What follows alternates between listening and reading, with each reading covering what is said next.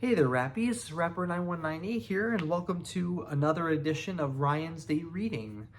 So today, again, will be a little different because today I'll be reading the next 3 chapters in How to Train Your Dragon. So chapters 15, 16, and 17, because all those chapters are much shorter. So I wanted to just put them all to make it into enough to put it into one whole video. So then, because if I did each chapter individually, then it would just be very short videos. And so it's nice to kind of be able to increase the length of the video at least. So without further ado, we'll get into chapter 15. We'll start with chapter 15, The Battle at Death's Head Headland. So I think also before we get into it, again, a little recap from the previous chapter that the hooligans and the meatheads are working together because we've learned there's 2 humongous dragons. There's the Green Death that we knew about, but then we've learned that there's also Purple Death. And so they're trying to get the dragons to go at each other to kill them, basically. And it sounds like so far their plan has been working to an extent, at least. So here we go with chapter 15, The Battle at Death's Head Headland. Yep. Okay. Here we go. While Hiccup and his team had been enraging the Green Death, Thuggery and his team had been infuriating the Purple Death. The 2 monsters ran smack into one another as they met at the corner of Death's Head Headland. One of Fireworm's wings was broken in 2 places from her experience in the Green Death's grip. But she bravely flew back and made her final speech into his ear as he sat gasping for air in the shallows. "Here he is," shouted Fireworm. "My master, the Purple Horror, who will tear you limb from limb and spit out your toenails." And Fireworm flew away lopsidedly as fast as she could, with one wing trailing behind her. The Green Death was having a bad day. Ordinarily, a sea dragoness Giganticus Maximus would not dream of attacking another animal of the same breed. They avoid fighting each other because they know they are so heavily armed that the battle risks ending in death for both of them. However, the Green Death had been attacked and jeered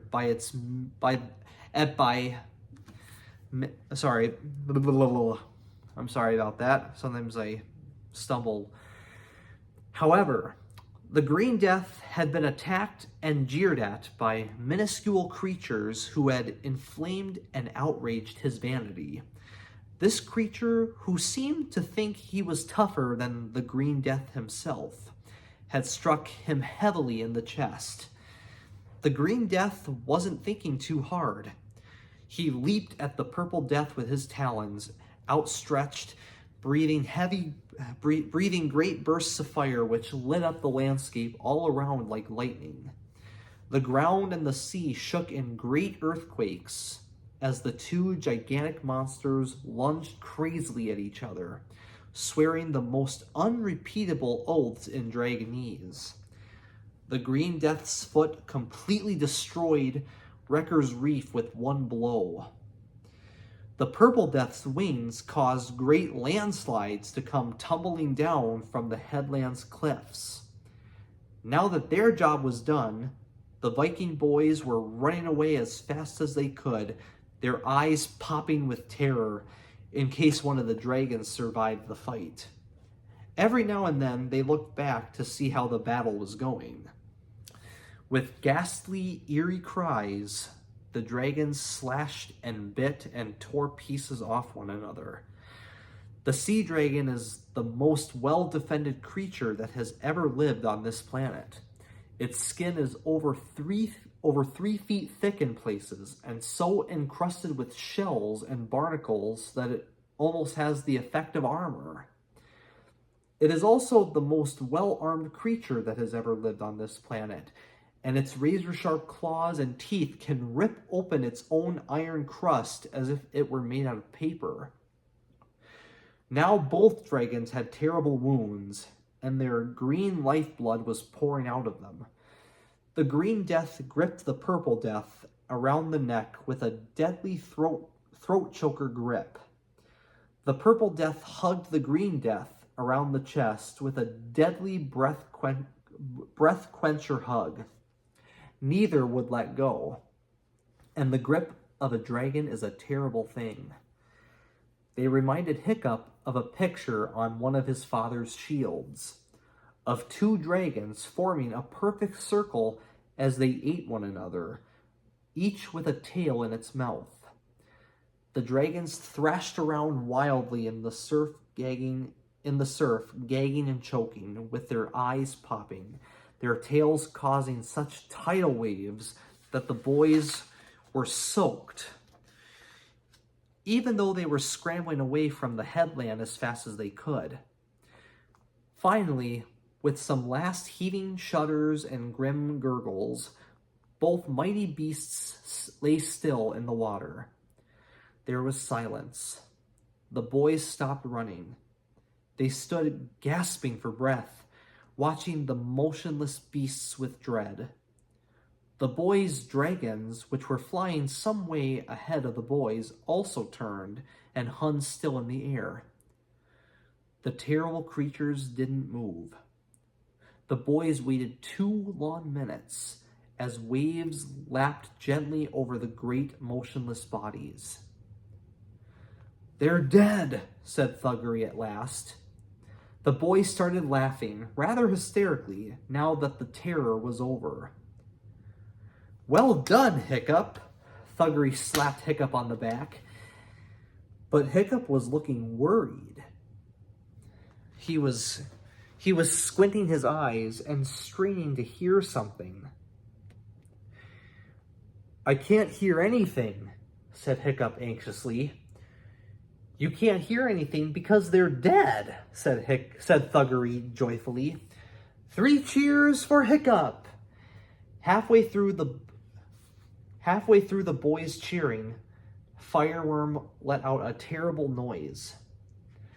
"Dessert!" she shrieked. "Dessert! Dessert! Dessert! Dessert!" The head of the corpse of the Green Death was slowly lifting up and turning in their direction. "Uh-oh," said Hiccup.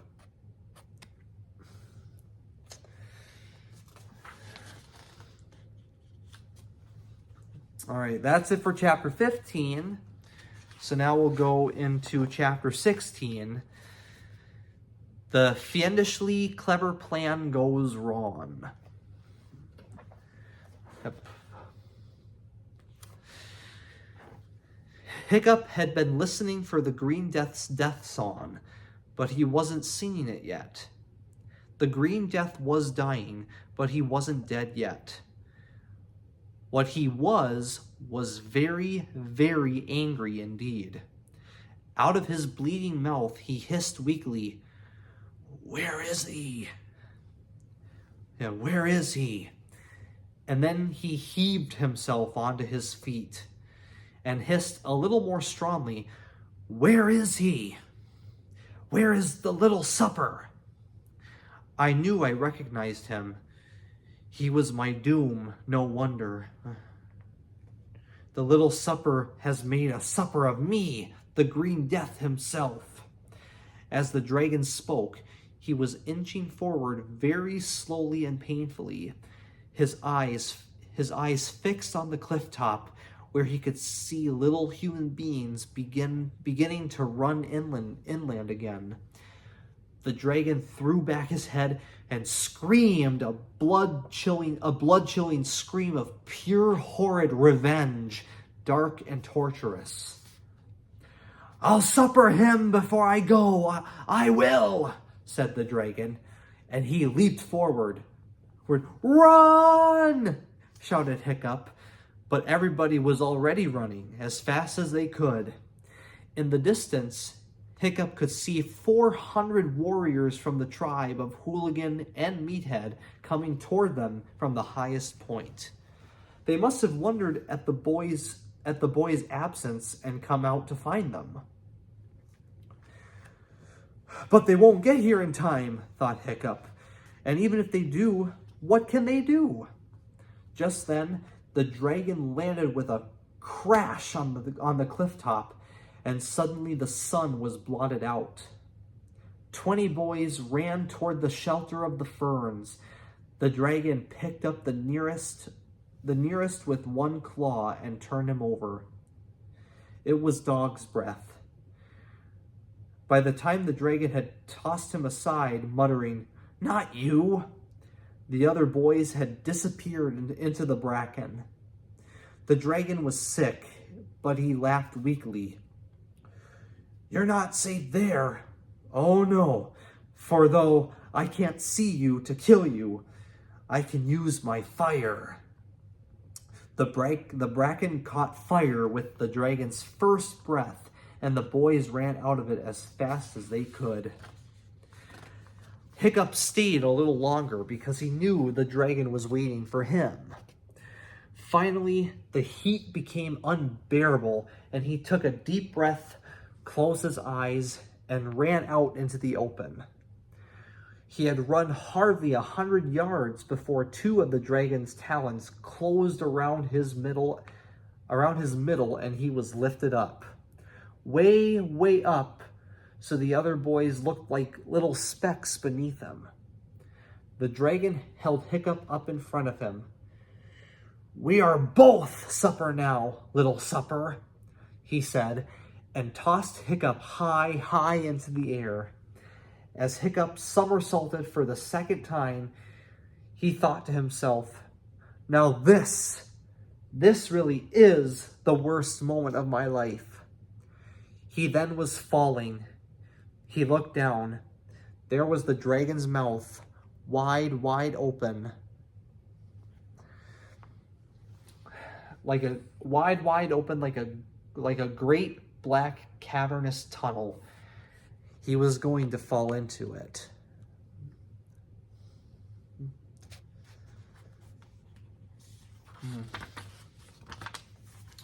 And that's it for chapter 16.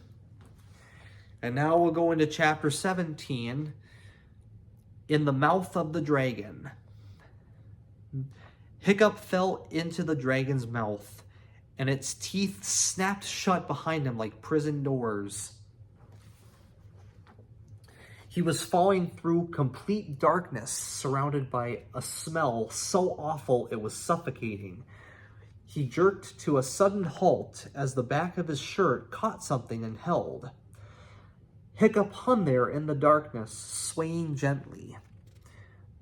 By a 1,000-to-1 chance, his shirt had caught on a spear still stuck in the dragon's throat since his Roman banquet. Hiccup's foot brushed against the wall of what he presumed was the dragon's throat. The dragon's digestive juices stung like acid, and he snatched his foot away. Above him, Hiccup could hear the dragon's great tongue sloshing and running about his mouth, trying to find Hiccup so that he could crunch him to death. He hadn't intended to swallow him whole. A disgusting river of green goo dripped down the puffy red insides of the dragon's throat, just across from where Hiccup was hanging. Greeny yellow steam was puffing out of two small holes in the slimy wall. Every now and then, a small explosion sent little flickers of flame shooting out of the holes. How interesting, thought Hiccup,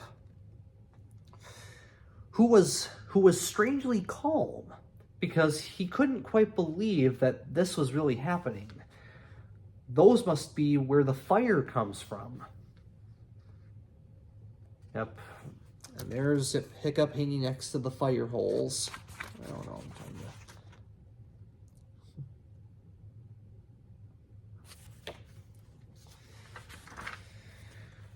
Viking biologists had wondered for years where the fire that dragons breathed came from. Some said the lungs, others the stomach. Hiccup was the first to discover the fire holes, which are too small to see with the naked eye in a normal-sized dragon. Way down below him, Hiccup could hear the distant rumbling of singing from the dragon's previous meal. A sea dragoness giganticus obviously takes a long time to digest, thought Hiccup. It was indeed still going strong. Humans can be bland, but if you have some salt to hand, a little bit of brine will make them taste divine. Yep, that's the song. I don't know what the melody would be, but all right. The spear was gradually bending over with Hiccup's weight. It was only a matter of time before it broke, and he fell to join the breezy optimist in the stomach below. What was worse, the fumes and the heat and the smell were starting to confuse Hiccup so that he no longer really cared. The terrible noise of the dragon's heart beating had entered into Hiccup's chest and forced his own heart to follow the same rhythm. A dragon has to live after all, he found himself thinking. And then he remembered the dragon's words to him as he stood on the cliff top. You'll find that you come round to my point of view once you're inside me. Oh no, thought Hiccup. The dragon's digestion is already working.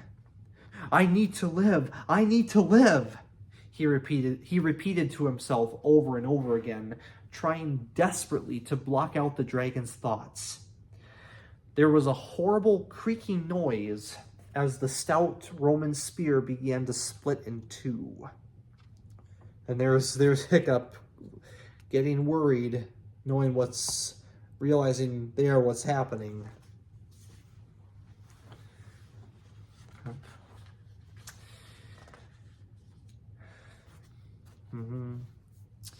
And that's it for chapter 17. So I think I'll probably leave it right there.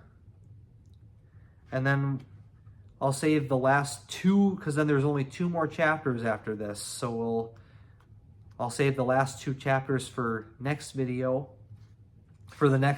and that'll wrap up this book.